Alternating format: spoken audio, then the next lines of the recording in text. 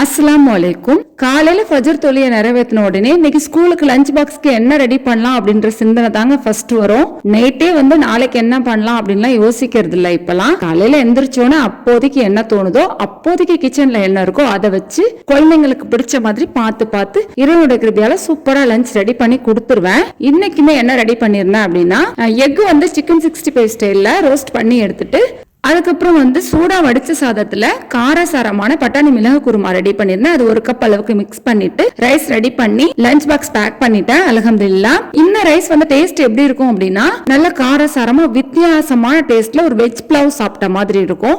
ரொம்ப ரொம்ப டேஸ்டா இருக்குங்க. இந்த பட்டாணி மிளகு குருமாவை சப்பாத்தி, ரொட்டி, இடியாப்பம், ஆப்பம் எல்லாத்துக்குமே சைடிஷா எடுத்துக்கலாம். புலாவ் ரைஸோட மிக்ஸ் பண்ணோம் அப்படின்னா நல்ல ரிச்சான வெஜ் பிரியாணி சாப்பிட்ட டேஸ்ட்ல இருக்கும். இந்த பட்டாணி மிளகு குருமாவோட ஃபுல் டீடைல் ரெசிபி இன்ஷால்லா நான் அடுத்த ஷார்ட்ஸ்ல அப்லோட் பண்றேன். பேக் பண்றதை விட ஈவினிங் லஞ்ச் பாக்ஸ் கிளீன் பண்ணி வைக்கிறது பெரிய வேலைங்க.